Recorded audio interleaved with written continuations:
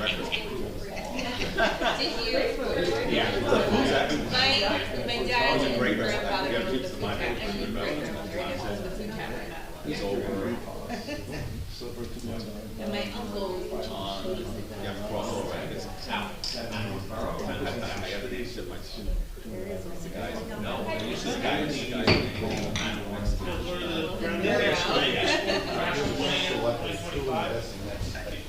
Pledge of allegiance.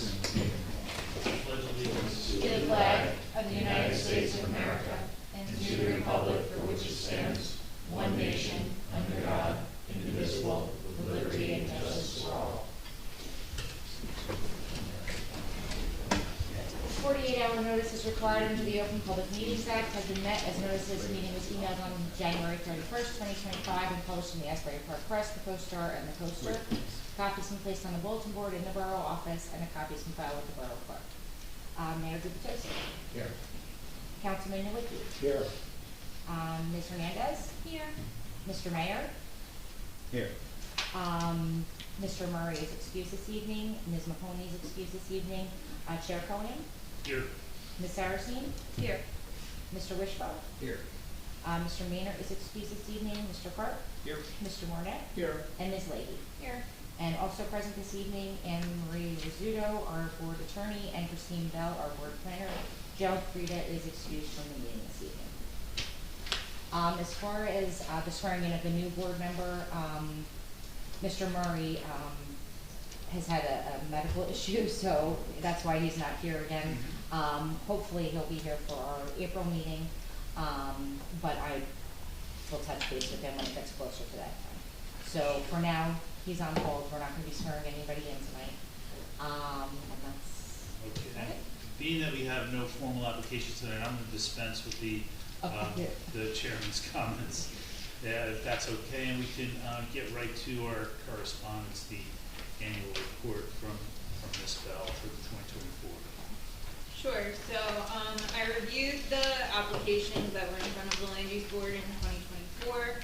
Overall, there were 22 applications located in the GB, GBW, R1, and RB zone districts. 3 of the applications were for commercial properties. The remaining 19 were for residential properties.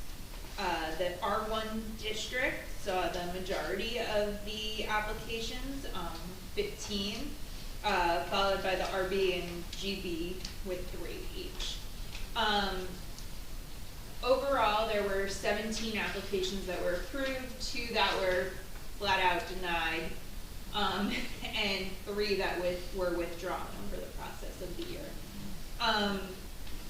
You'll see on the second page, I have a table of the types of variances that were sought with the applications we saw. The highest number of variances were sought for side yard setback, followed by rear yard setback, front yard setback, and maximum impervious coverage. And in all types of variances, we have some that were approved, some that were denied, and then some that the applicant saw probably were not going to get approved, and they either agreed to comply or withdrew that request. And that's really just a overall summary. I don't know if you have any specific questions. Yeah, I do. On the withdrawn items, we have 8. Would those all be that one application on Newark Avenue? Are they all the same application? I do not believe so. Oh, okay. Give me a second. I Sure. can pull it up.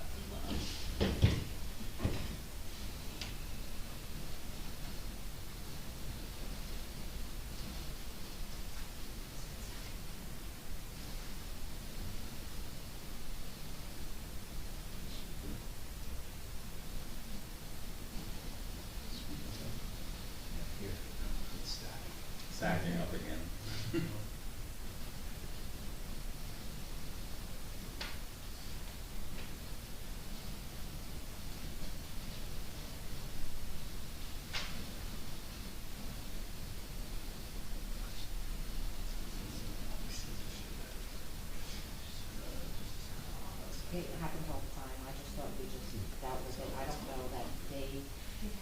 see two different ones?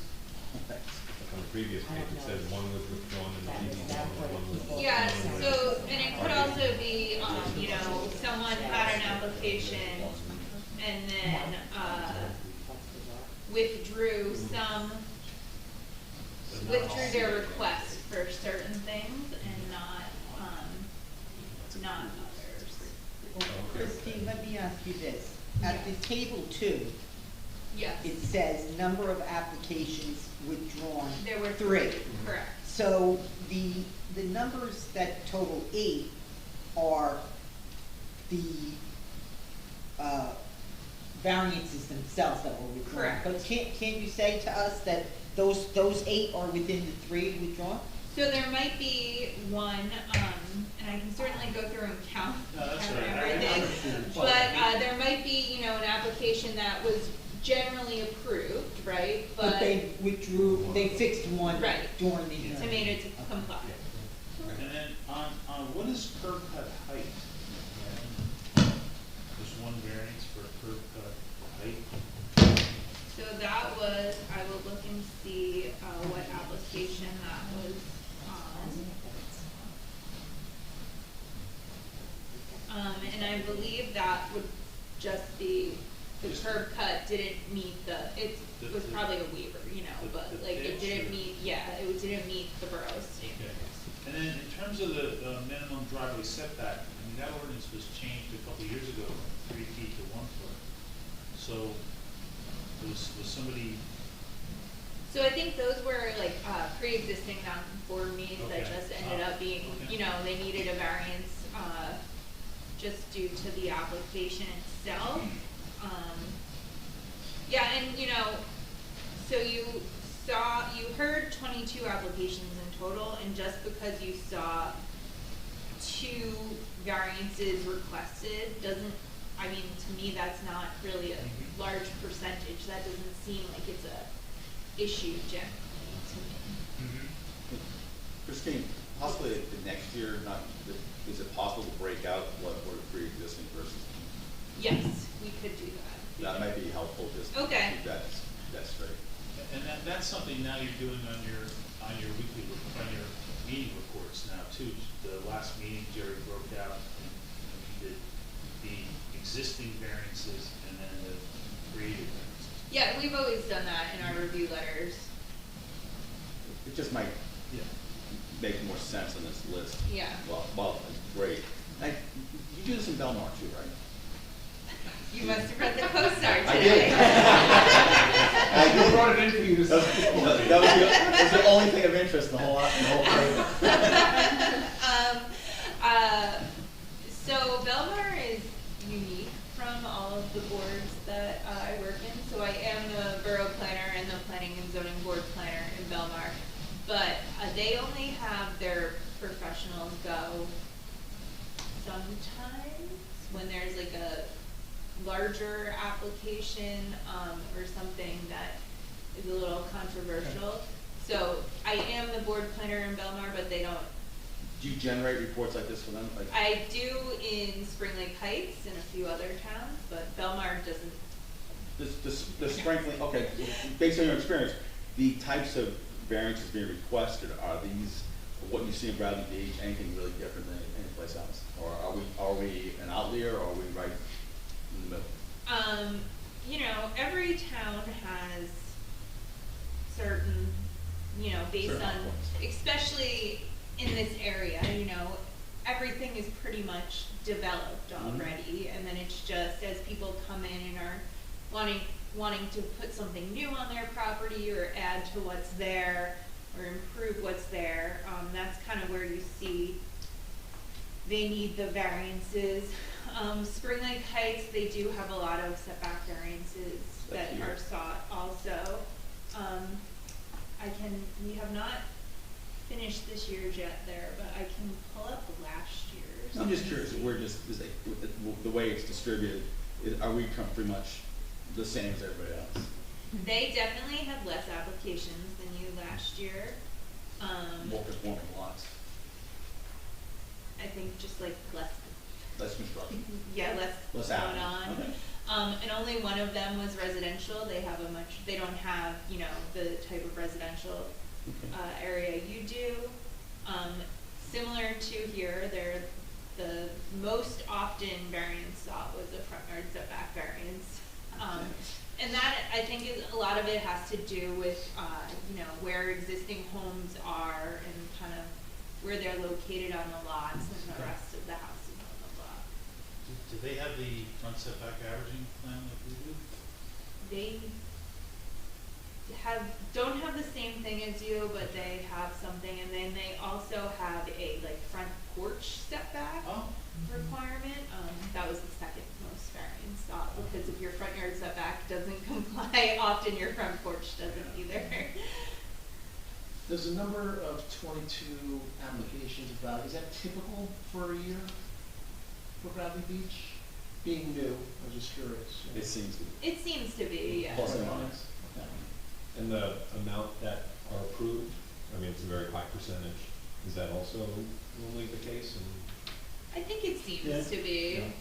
Probably the case for most boards. Yeah. right. Has to be And, really egregious. Denials and are, certainly, when applicants are here, the application they often submit originally is not what gets approved at the end. And I will say this board makes them comply with things that they maybe don't want to often. So I have a question. So the first time I've seen this report, and I'm just kind of wondering in general, you know, it's a good summary of what has occurred. But as a professional, do you ever take the next step of looking at this and saying, what is the trend? Is there something that we should be looking at from a zoning or a change, or something that, based on your professional opinion, we should be considering, you know, addressing in our zoning? We do often do that.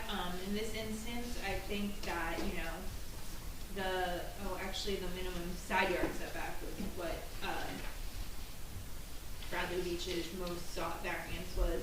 And I think that a lot of those were undersized lots or kind of, existing homes that they were expanding on. So while the existing home was a existing nonconformity, the new addition would be, a variance, even if it stays in line with the house.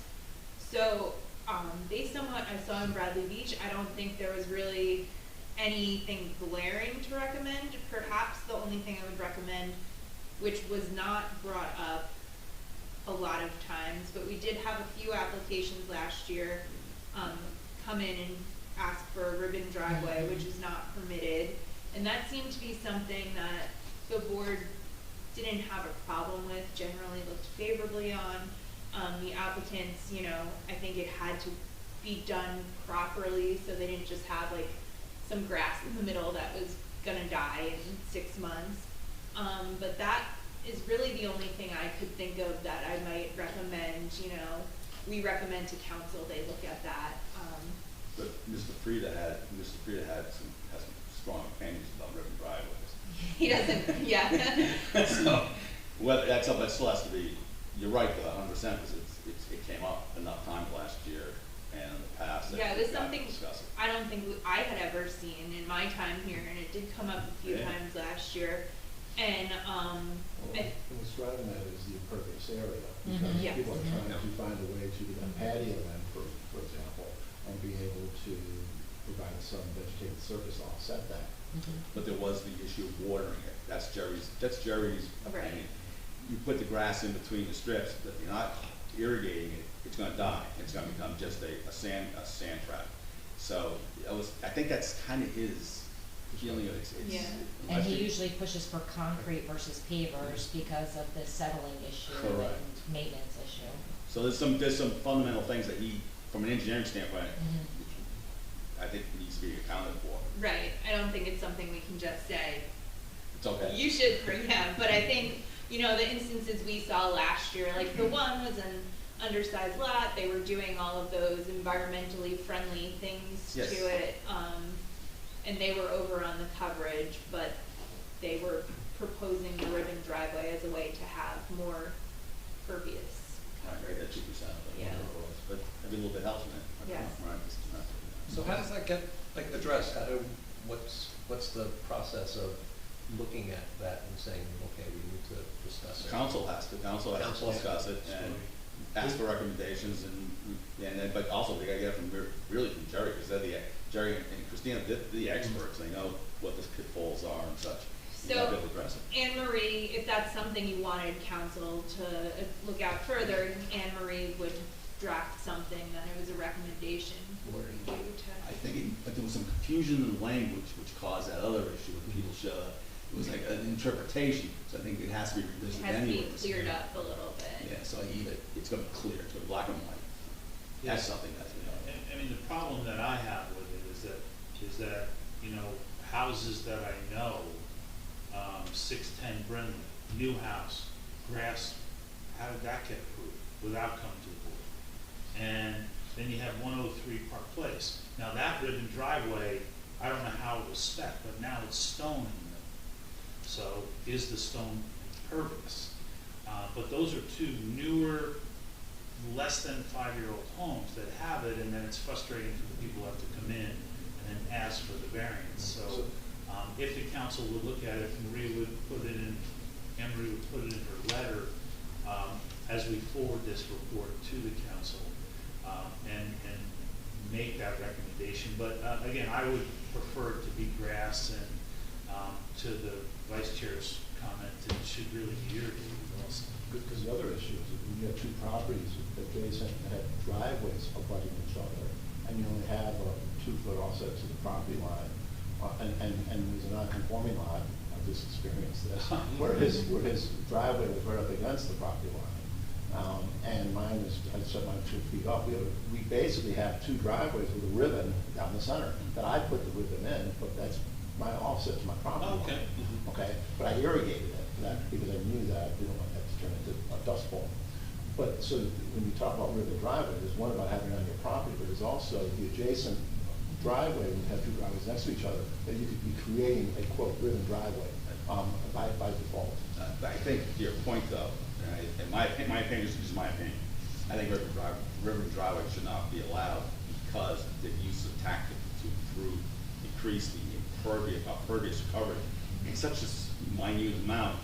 It kind of opens up a can of worms about the irrigation, displacement. Just deal with it as a driveway and just don't even do it. And just keep the 1 foot off our property lines and just stay that way. And I think Jerry has brought this up adamantly a few times, and it's a pain. That thing has weight to it. Right, and also people are parking on the driveway, even if there is grass or something in between it, you know, there's oil or something dripping down potentially that's killing whatever's there. It's like those waffle Somebody bars. did say moments ago that just the language in general isn't all that clear. It's not. Yeah, and what I recall, it references the materials that cause dust, but it doesn't prohibit grass, right? So I guess my question is, just to get clarity, whether it's pro or con ribbon driveway, are you, Ms. Mizuno, in a position to come up with language that this board would recommend? Absolutely. My office, myself, and others in my office, we write ordinances all the time. We use our planner to make sure that we work together with the planner, make sure that we're not making something that's compliant with itself, but not other things. So there's always a cross-check and a process to do. But I'm curious about this ribbon driveway. Where is it in your code book? Is it part of the zoning ordinance, or is it design waivers, or? It definitely is zoning. I looked at it a few months ago, and Okay. probably under driveways. I don't Yeah, I mean, because generally, so the purpose of the annual report under the MLUL is to drive a board, usually the planning board, so right now you're acting as a planning board doing this, to drive a board to look at the inordinate number of variances of a particular thing that you are granting. And that would lead to a recommendation of this should be analyzed and we should give a report, you know, we tell the council we want to do a study or whatever. Planner does a study and she's done this report, that's probably enough. But it's not to correct. You generally don't want to change your zoning ordinance over 2 applications.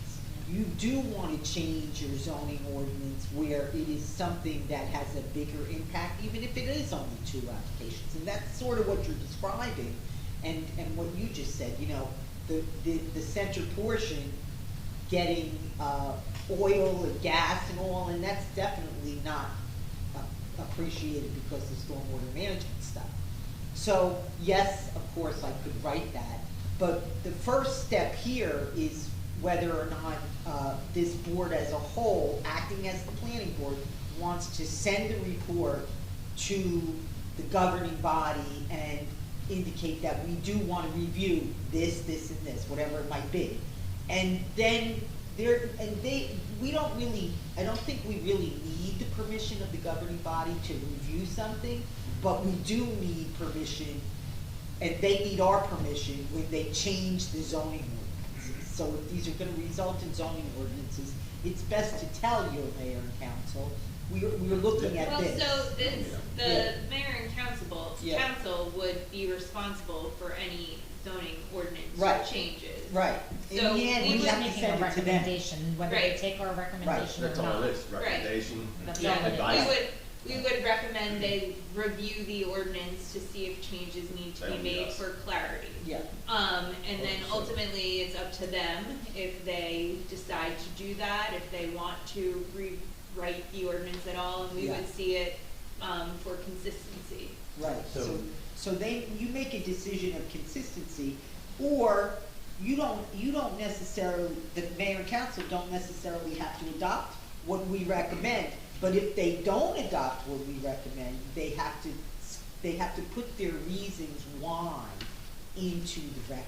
There has to be an actual affirmative finding by the council. We've determined, and the council is the legislative body, so you're entitled to reject that way, but the MLUL gives you an additional responsibility, put it on the record why you disagree with the planning board. So, But if these discussions where our planner is bringing, you know, examples of variances Yeah. and variances granted versus not granted, Yeah. and there's an unusual number of variances being granted because perhaps the legislation needs to be cleaned yeah, up.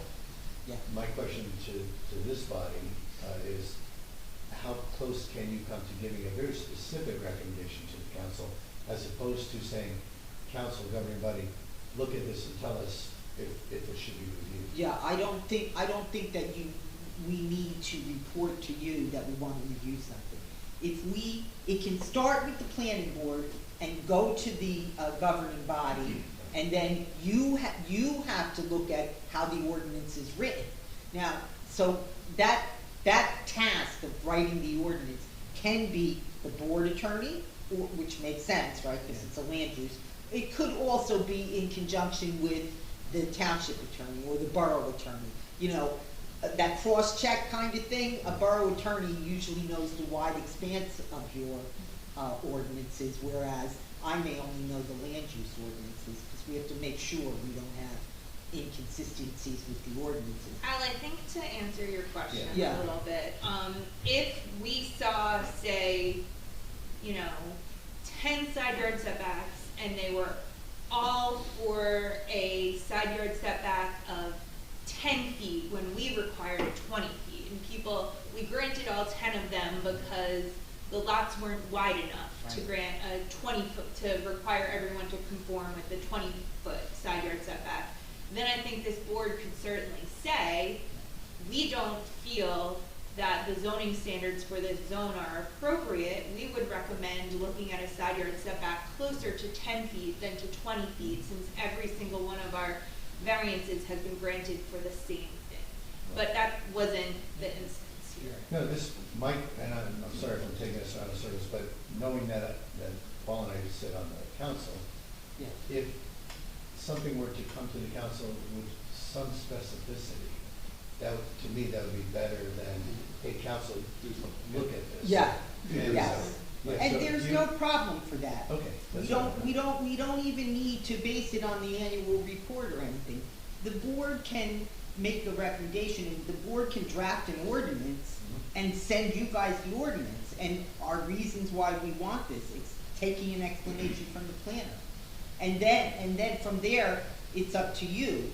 If you start it, you can only, if we can start it, you take your two meetings to adopt, to do your first reading and your second reading. If you start it, With a it's gotta come, consistency between. yeah, that's when it has to come to us in the middle, before you can pass. This all started because people were highlighting that they like the driveways, they don't like them, they don't like the vagueness of the language, so I was sitting here thinking, what can this group do to crystallize our collective thinking Yeah. to So, distill it into one recommendation? to the Yes, borough? and I would suggest that you task me and Christine to check that ordinance, that particular ordinance, rewrite it, and then pass it out to everyone, or maybe you have a committee, I don't know if everyone needs to jump in. However, if it's a small part of the ordinance, you can always do that, it's the easiest way to do something like that. When you want to do changing of zone requirements, that can be a more burdensome thing, because you're affecting maybe just the 10 wouldn't have to come here, but think about it. The rest of your town, you gotta look at whether or not you need to change that from a 20-foot to a 10-foot, and whether you really wanna do that, and how everyone else is gonna feel about that. So, If we think that, recommending the ribbon driveways needs a little, the requirements need a little more clarity, I can certainly talk to Jerry sometime over the next month and see what he feels would be appropriate, since we know he's the one that's looking at the stormwater management and the engineering aspect of them. And next month, we can come back to you with our recommendations that you can then send to the council to, That'd be smart, that'd be wise. And then it does get determination whether or not you really wanna do it. yeah. right. Say, well, it's not a good idea, so this gets us. And I mean, granted, it was something we saw last year that we've never seen before, but we did only see 2 instances. Yeah. But it brought some good points out all of a sudden, you know. Right. So I'll talk to Jerry tomorrow and we'll see what, That's a good idea. So at that point too, that you only seen because they were approved before this, so, you know, that's what I find to be problematic. I is think that- it's an interpretation of the zoning officer. We've been through Correct. several zoning officers in the past 5 years as Correct. well. So it's you know, and I'm not saying that the zoning officer is interpreting, but that's how they were understanding it. Yeah. So that's how some of them probably got through. So if we can clarify it as part of this process. Right, I mean, we kind of need to make an interpretation of the ordinance in a I sense. see. Nobody has filed for an interpretation, they just filed for variance. Yeah. So then the zoning officer has no guidance, there's nothing for them to go on. If you file for an interpretation, they can use that document moving forward and it corrects the problem. So, I don't know if we can invoke our own interpretation, or if somebody actually has to file for it, or I don't know how that works. Yeah, well, I've never seen a board want to request an interpretation Of its own them itself, of their own ordinance, Right. but I mean, really, that's kind of what we're But looking for. sometimes language does get, Yeah. less, it gets more elusive as time goes on, I think and this is different things It happen. is some language. Mhm. yeah. I looked at it myself because someone came to me just asking my opinion, and I said, I don't think this is clearly worded. I think it should be clarified. Now, which way do you want to clarify it is a separate discussion. Well, like, But at a minimum, clean it yeah, up. and I think you're, Mr. Mayor is saying, best thing is to just prohibit them. I think that's what you said. Well, just from listening to our board engineer, our experts, Oh, yeah. and their position's a valid point, and mostly it's usually chasing purpose Yes, percentage right, points. right. That's And what we've it's been for. reviewing them on a case-by-case basis Yes. to see if we can pick up the coverage I've someplace been else, guilty of that too, or, we're yeah. just, just doing that. Yeah, yeah. But maybe Yeah. just, Yeah. I mean, in the past, the ordinance has been changed because we saw variances for, sheds on small lots. Right. So we made the shed under 100 square feet. And we haven't seen any of those. Perfect. Right. And then also the pools, you had a couple pools. The pool ordinance was changed to limit it to 4% of the total lot size, so the pool can be smaller, but you still get the pool without coming to visit us, so Yeah, I we think haven't those were really really seen that positive one. changes. And they save your homeowners money too, I think. And we did also clarify like the second story decks and porches and things Mhm. like that. Haven't Yeah. had much of that. I mean, Yeah. people still try it. But they, Obviously, Mike was- We're like, that's gonna be a hard no, you might as well just get that off the plan. And Mike Moss has it. Yeah, yeah. Hold on. One other question I have is that, so in your report, so is there, and I couldn't tell, maybe it's in there, but is there a way to tell, like, lots of conforming lots, 55, 150, or, you know, and then those variances that were approved, were any of those approved on conforming lots, like, that the zoning board actually approved things on a conforming lot that were variances, and so, because just from the top of my head, if you have a conforming lot, why would you have a variance? And so did we have those, and that would be things that I would think would stand out that we so I should would be say considering. we definitely had those because we had 2 variances sought for lot area for an existing nonconformity. So the lot was smaller than was permitted. And I would say for most instances, I know one of the denials I remember was they wanted to put an addition on an existing house, but it would have gone into the side yard setback, I believe it was. 'Cause it was That was my neighbor. and that was denied because although the house was there already, the lot was not undersized and it would have, you know, encroached in the setbacks. So I think a lot of the setback variances that were granted were for, you know, they weren't going out anymore. It was just going back or up from what was existing. Because I think that would be something that would be an interesting data point, because it creates a check of what the zoning board is doing, and whether you're issuing variances for something that perhaps wasn't pre-existing, but is, you know, now we're allowing things, Right. you know, you're conforming lot, that truly affects your zoning, you know, because now we're saying, oh, we're doing variances, that should be a consideration. Why? Because now we should change that, because it is a conforming lot. So it just. Yeah, no, that's certainly something that I will put on my list for next year, unless you'd like to see for the next meeting. I don't think there's enough there, but. Yeah. But at least that awareness would be good. I just have one more thing on the grading waiver. And then I think we also had a waiver for showing properties within 200 feet, was another request that was made. And my problem with the waivers is that essentially they're variances, and the proofs have to be made in here as to why they're entitled to the waiver, just like the variance. But there, you know, I guess it gets past the zoning officer because they're gonna ask for the waiver. But it puts us in a bad position here as a board, because there seems to be this assumption that it's gonna get passed. And the proofs really need to be put on the record. What's the hardship that you can't supply a grading plan? So the proofs for waivers are a little bit different than the proofs for variances. And I think a grading waiver and the 200-foot list, those are submission waivers, not design waivers. But it's not necessarily a hardship, it's just that the board feels that the granting of the waiver, the benefits outweigh the negatives. But, okay, let's take that scenario. I mean, the one that we had was the withdrawn application on a conforming lot with 3 units.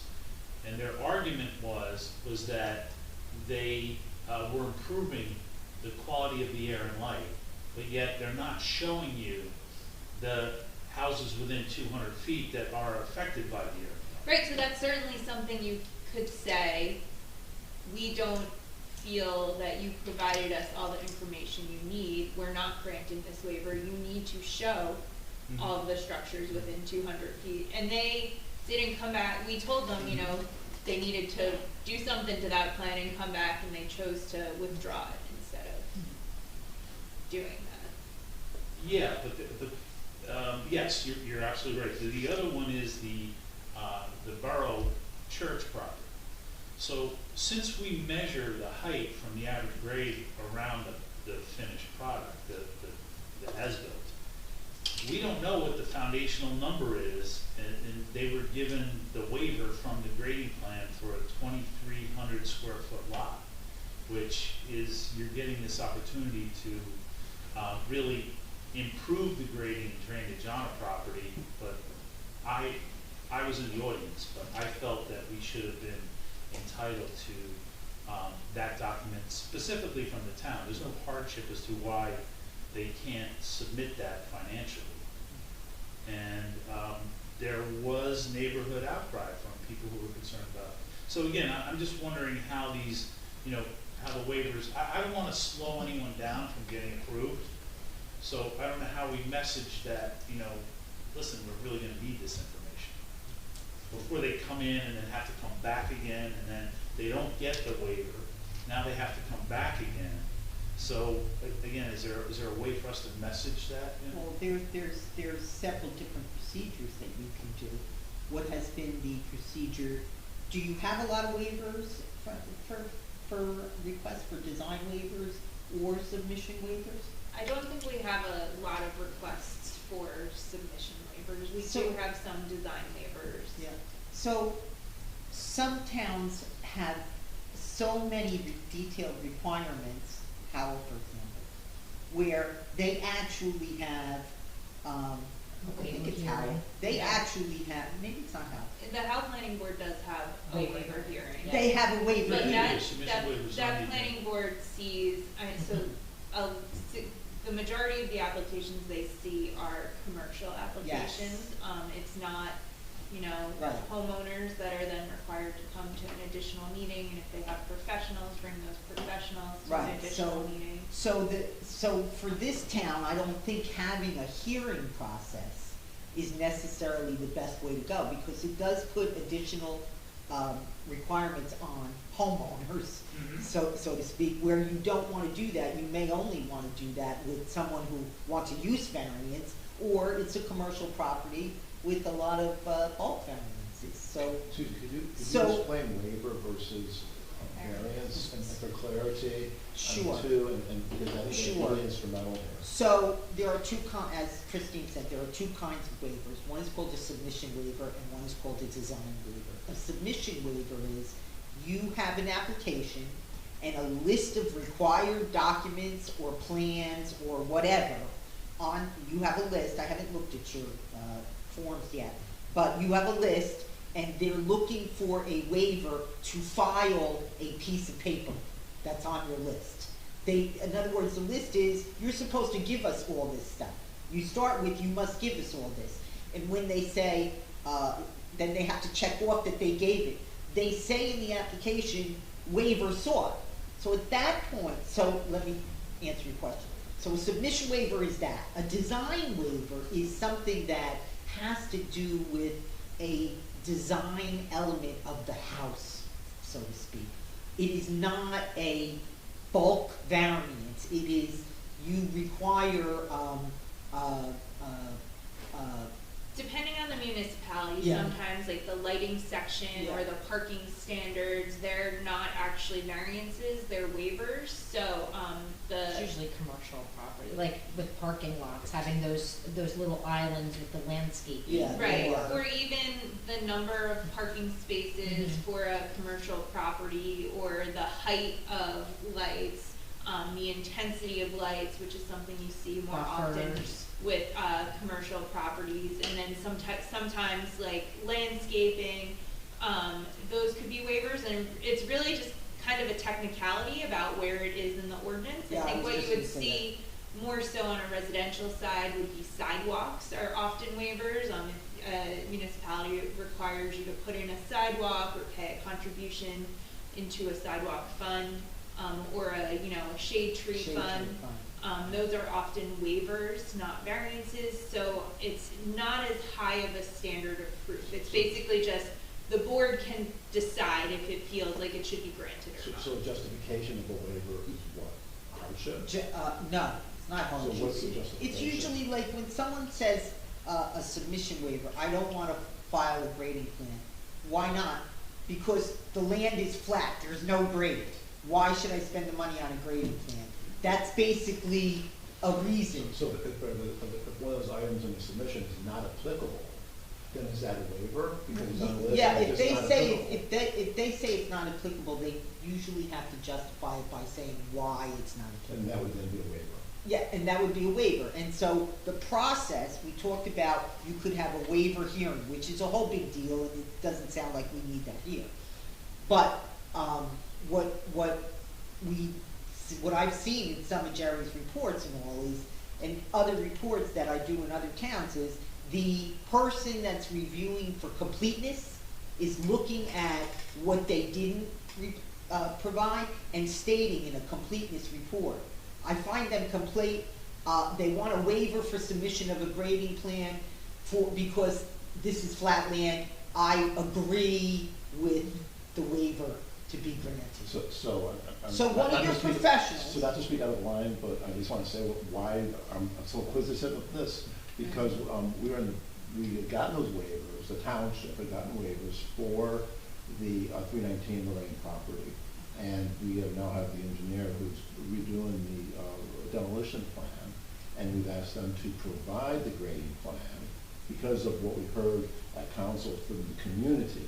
But now we have these waivers that basically they weren't required for the approval, right? And now we're going to turn around and have a grading plan.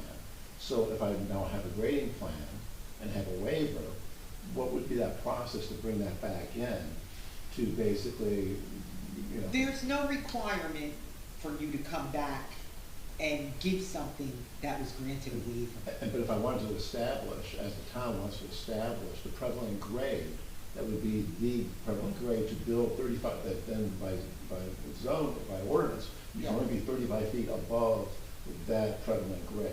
So that way somebody else, a developer couldn't come in and say, oh, we're gonna throw another 5 feet of fill on there, and now we're gonna be, even higher. Yeah. We wanna be able to set that prevalent grade for those developable lots.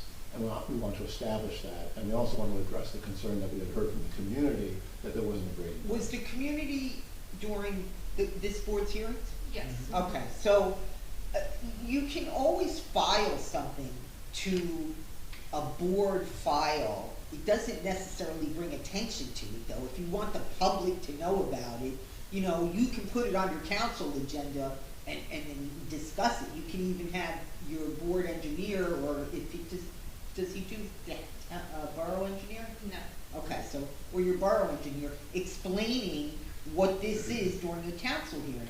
But you could also CC the board and have it on our agenda as correspondence, even if it is a plan. You can CC it to Christie, and she puts it in the file and makes it part of the file. There's no legal requirement, but that there's ways to communicate to get it out so that the public knows what you're doing. Heck, you could put it on your website if you want, as long as you're following all the rules, the stormwater management and all that. Waiver versus variance and Yeah, but exactly I what was would- waiver, I from wouldn't the say legality. to you that the difference between a waiver and a variance really should matter all that much on the borough's own projects. I mean, there are lots of towns that don't even come to the board for anything having to do with municipally owned projects. And there is, you can have an exemption. Your ordinances can have an exemption, giving your borough the right not to come here if you don't want to. I mean, if you've always done that, then you should, because your town is used to it. But the point about this is, I understand what you're saying. We were granted a variance, but now we're looking into it. We want to make sure we comply. We heard that. Well, then publicize it that way. There's no wrong or right way to publicize it. And there's no formal process that would require to come back. No, absolutely not. And as a matter of fact, I don't know how you would come back just to say, you gave us a waiver, we don't want it anymore. We're gonna amend this here, here's what we asked for a waiver form, here's. Yeah, I mean, that normally doesn't happen, so. Mr. Ricky, the whole thing at that, address also your comment about that 319 Lorraine. The whole purpose of that meeting that night was strictly just to draw lines on the overall plot. There were no construction plans, no demolition plans, I see. nothing submitted. I see. Nothing. It was based on by our board engineer. We were strictly just putting lines down. Yeah. All the grading plans, well, I heard people were talking about grading plans, that would have to follow with the demolition plan and the final site plan. We had nothing, there were no waivers, it was just at that time, it wasn't necessary. Yeah. We were just drawing lines, and that was it. I see. And next, when it come around and when, take the church down, and the land is prepped for construction, I guarantee you the town will enforce, there'll be a grading plan. But there was no point of a grading plan, because there's nothing proposed, except just subdividing the property. But I also think we have a provision in our ordinance that doesn't allow you to bring in 5 foot of fill. Right. You know, like, because I know Jerry has reviewed certain, I mean, that was like the issue with that one lot, the one with Newark, the one that was doing all the environmental stuff. There was like a back corner or something, or whatever, that they were trying to, you know, and the way the grade is measured and the height of the building is measured, you can't bring in fill to make your house look Yeah. shorter. Yeah. You know, Yeah. we have provisions for that, so any new development, I would imagine the borough requires a grading plan be reviewed by the borough engineer. You know, any new development. And there would be So- a grading plan brought in at 2 times, so at the demolition phase, there would have to be a grading as part of the engineering of the demolition, and then again, for each individual property, that would be, And it's also gonna require But freehold also have a soils grading if it's plan. more than 5,000 square feet. Yeah. So there's opportunity there for are grading checks and checks, yes. balances. Exactly. That was so far ahead of the horse, is so far ahead, the car was so far ahead of the horse in that one. Yeah, yeah, yeah. So most of the submission waivers, Jerry's office does the completeness review. And they go through, if they feel they can review the application from an engineering aspect, which is really the more technical aspect, right? If they're asking for a waiver, but they don't think it's necessary in that instance, they might still deem the application complete, but say they're requesting X, Y, and Z waivers. Yeah. Sometimes they'll think that, you know, they need the information to do their complete review, and they will deem the application incomplete, and then it basically that goes back to Christie, and then Christie goes back to the applicant and says, we can't schedule you until you provide us with additional information. So Jerry is the communicator then, so the application was not complete, but they passed it along with the waiver. Right, because it was, as Mr. Mayor said, just drawing lines on a piece of paper. But that doesn't prohibit the board from saying we want it. Right, Exactly. but the board, Yeah. yeah. You can say, sorry, you know, or Jerry, you know, even just looking at some of the things that are submitted or applications that are submitted, it may look very innocuous, and Right. Jerry will be like, oh, you know what? They can probably get a pass on this, but then as we start delving into it during the hearing, Yeah. you'll start asking questions and we don't have the documentation, and Jerry's like, well, they did ask for a waiver on that, and Right. at that time, it And didn't appear. You all get the, You can send them home and tell them you want it. You all get the application materials and our letters. If you're reviewing them and see that a waiver was granted for something that you think you need to do a thorough review of the application, you can certainly reach out to your board professionals and to Christie and say, we can't hear this until I get X, Y, or Z. And it might be something that they can provide, you know, Right. or they didn't realize that they had or didn't Yeah. submit it or whatever, you know, or their engineer can throw it together, or, you know, whatever the case may And be. also that communication, so you can't be unreasonable, you gotta look at what our list is, right? You can't take Mhm. something off the list, that's not on the list and demand that.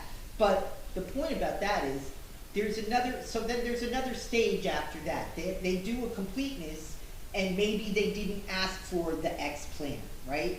And he didn't make a comment, it should be waived, or it's not necessary, it is necessary.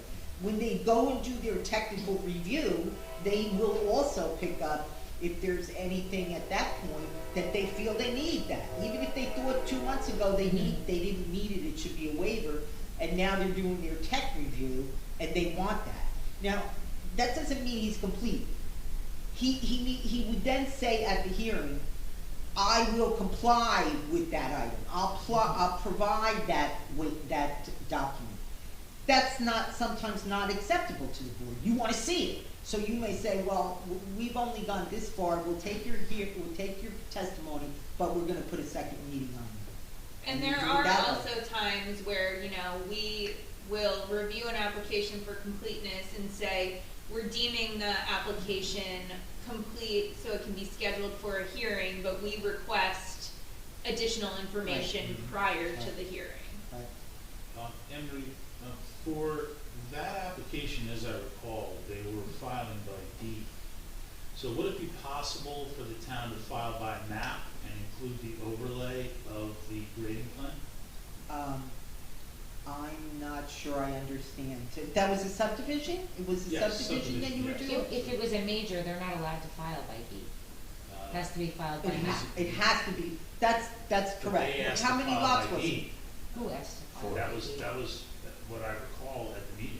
How many lots were you making? 4. 4. It's a major. That's a major. Yeah, so if, before they prepare the map for Jerry's signature, they could include the grading plan on that map, and then that would be then filed by map. Yeah. So that may be the answer of how to. I don't think proceed. a grading plan is part of a subdivision. Yeah, it's usually not on a. It's usually a Mylar sheet just creating the lots, and the tax assessor signs the new Right. numbers. 3 or 4 of your borough officials will sign that. Right. it's Before usually it gets the clerk. recorded. Yeah, the clerk, the secretary, the board engineer, the township engineer, borough engineer. Not the chair? The board chair? Yeah, the Yeah, chair. okay. You have to sign. I wasn't the chair then. Yeah, right, exactly, but now you are, so you would be signing if you got, but yeah, I don't think you can file, I don't think the county reporting office would take a subdivision by deed for 4 lots. I You don't have think to, they I've can. never heard of it. Yeah. I think the map filing law says Right, you gotta do right. it by map. So, I'll go back in the record on that. and so with respect to, again, with this grading plans, if there's still people that want to know about it, communicate. There's lots of ways you can do it. I don't think you need to have a formal hearing. You can have a presentation and put it on the council agenda if you want. We could do that too, but I mean, you know, it really depends upon how you wanna handle it. Like I said, you could put it on your website if you want. There's no requirement that nothing go on the website that you're trying to communicate to people. You could do that too. But again, the waiver, just bringing it back to waiver hearings versus the review waiver. It sounds like we have had plenty of opportunities to address waivers appropriately. They're not variances, they do not rise to the level of hardship or practicality or anything of that nature. Most of them are minor in nature. This one happened to turn out to be of interest, obviously, so, you know, you learn a lesson there, and maybe it's just because there was a big building that's being taken down, I guess, and new lots being created, so, you know, it was a big part of, the borough scene, you know, the borough scene, the neighborhoods, whatever.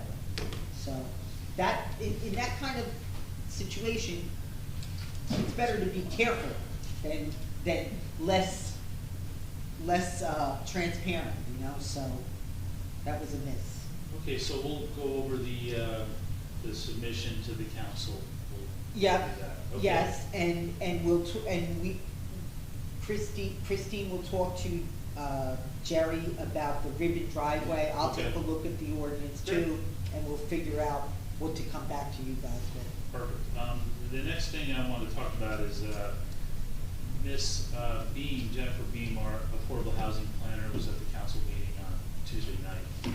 And she gave the timeframes for the affordable housing plan to be completed. I don't know if you've spoken with her. Yes. But the deadline date is June 30th. And being that we're only meeting once a month, we're waiting for the preliminary from the council in terms of their template, or I don't know if your office is preparing Yes. that? Okay, so is there any idea of like when? So the plan, probably sometime in May. Okay, Because every affordable housing plan in the state of New Jersey needs to be done yes. by the end of June. Yes.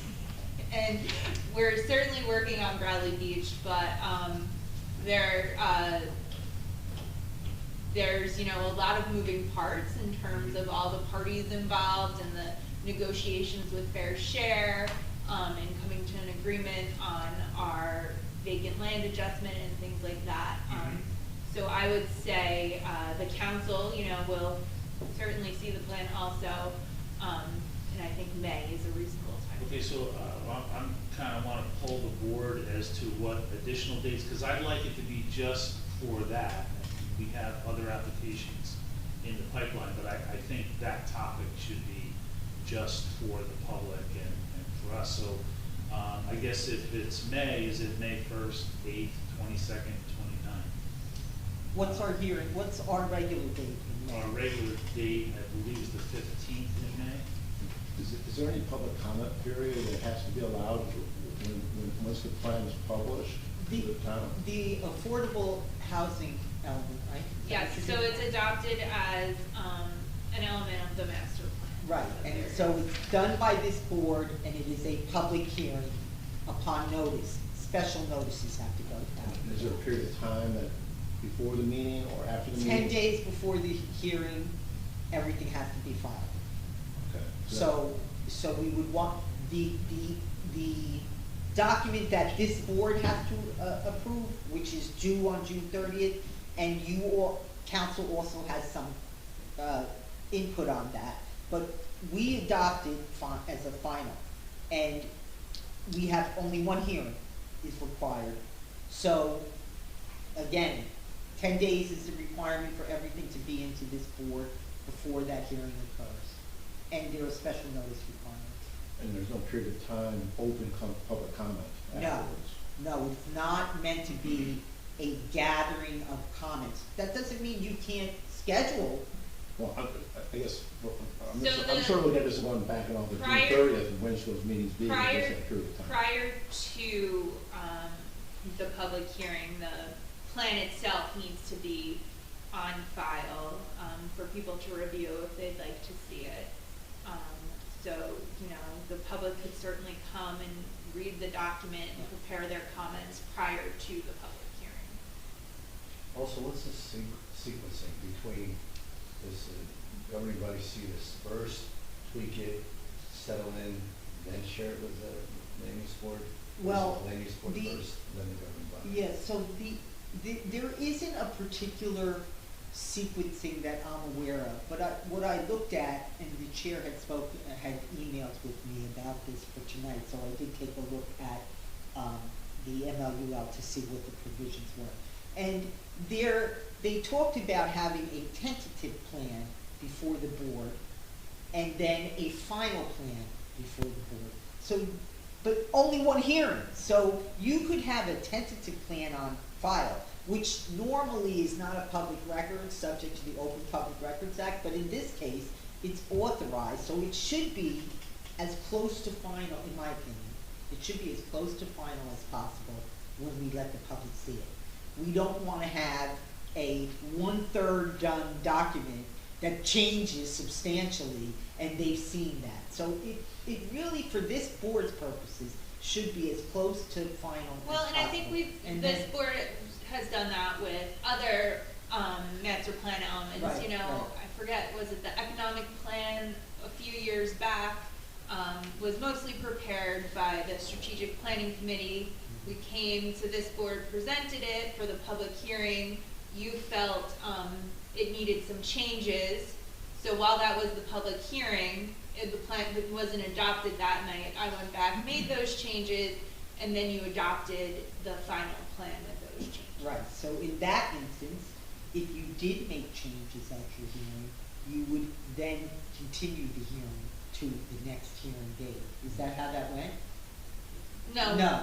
Cause we One said this hearing. is the plan Yeah. with the changes in it. And so the changes, right, I get it, the changes that you already discussed. Correct. Are now in it, and that was up for adoption at the second Yes. hearing. So, but- You don't have to open to the public more than once, and you don't really wanna change that because that's what the MLU requires, that's what affordable housing does. There's not multiple hearings for it. And as far as your council's review, I mean, my understanding of the council review is they're looking at it for different reasons than we're looking at it from a master plan perspective. You guys are looking at it from the perspective of affordable housing and getting our plan approved Compliance. and compliance and what you have to do to get the numbers of units done. And of course, I think my office is assisting with that as well, and Jen Bean and Christine's office are assisting, so. Like Paul, I'm trying to get my sense of backing down from the deadline. When do we need, first of all, I'm assuming the council will, to some degree, governing body will to some degree work with you and Jen. Yes. Come and Ron. Yeah. And come up with something that feels right in terms of the 10-year plan. And then it would come to this board. Yes, I think that's a good idea of seeing it. And Ron, I spoke to Ron today, and he said, you should pick a date for your board when it is basically final. So your work needs to, it would seem to me, your work should be done before we get it. And we have a different perspective. Is it consistent with the master plan? Does it fit into the land use element, into the housing element, et cetera? And it's not that we're a rubber stamp. We have to hear the public. You don't have I to hear would the public. suggest, since, there are only a few months, Yeah. but there's quite a few moving parts with all of this. Yeah. Perhaps at next month's meeting, I can come back with a status update and tell you when I think we'll be able to submit a final plan to the mayor and then to this board for the public hearing. And then we can back into our May date for the Or the public June hearing. date, yeah. Oh, well, yeah, or June date, okay. Right.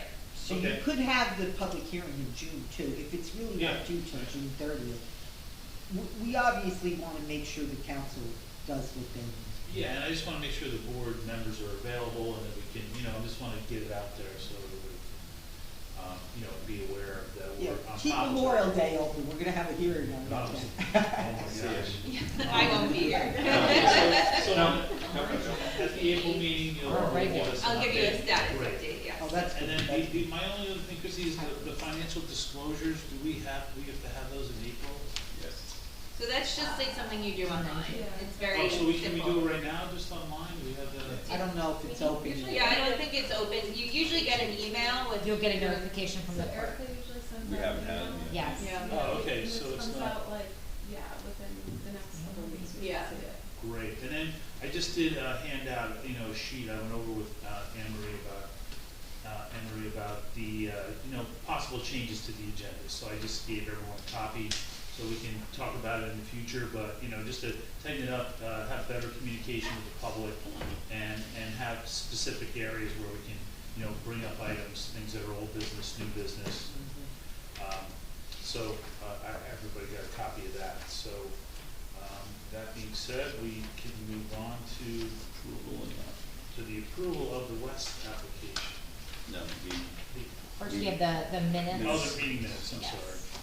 And there was a correction that I had to make. There was a typo on the first page when I was quoting Mr. Rappaport, so I did correct that. For whatever reason, it was in there as H-U-R-T, and it should be H-E-A-R-D, so I corrected that. Okay, And that was the only thing that had changed on that. perfect. Do I have a motion to approve, motion for approval. resolution number 2025-6, bulk variances for building coverage for proposed residential addition, Robert and Eva West, Block 7. Yeah, Lot- Pardon? Yeah, the minutes. Yeah, I didn't get a I'm motion sorry. for the minutes. Make approval for the minute, approval for the minutes. Second. Okay. Ms. Hernandez? Yes. Mr. Wishbo? Yes. Councilman Nowicki? Yes. Mr. Park? Yes. Mr. Burnett? Yes. Ms. Leahy? Yes. Chair Cohen? Yes. And Mr. Mayor? Yes. Okay, thank you. Do I have a motion on resolution number 2025-6, approval of bulk variances for building coverage for proposed residential addition at Robert and Eagle West, Block 7, Lot 11, 518 Newark Avenue? Most appropriate. I'll second that. Mr. Hernandez? Can we have a discussion on that real quick? Yes, Oh, sure. I just had a question on the drainage. yes. So on the last page of the resolutions. It was corrected, that Oh, you second already- version that I emailed you today, it was I corrected. didn't see it. Okay, Yeah, Got it, so, okay. so Well let said. me just state for the record, because, I forgot that I was supposed to state for the record. It was brought to my attention that Jerry made a comment during the hearing that he did not need those drainage, roof drains and the piping for the small, porch that we, approved. So I put it into the factual analysis, and I put it into the conditions that there does not need to be compliance with that condition. So we took it away. We took it away. And I found some typos too, so I cleaned it up. okay. On that note. On that note, So, a motion. I have my first and my second. So, Ms. Hernandez? Yes. Okay, Mr. Wishbo? Yes. And Councilman Nowicki? Yes. Mr. Park? Yes. Mr. Barnett? Yes. Ms. Leahy? Yes. Mr. Mayor? Yes. And Chair Coler? Yes. Okay, thank you. With that, I would appreciate everyone's time. I'd like to make a motion for adjournment. Second.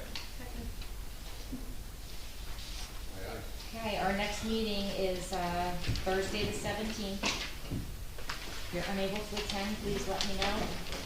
You think, is there anything in the pipeline that you think would be? Yes. Yeah. So we have to be here. Yes. I have at least one application I know of, and it's actually the town page, so. Really? Yeah. There's one October. No, I think my phone. Forget the date. The October one's usually cold. I have, yeah, I have it on. Calendar.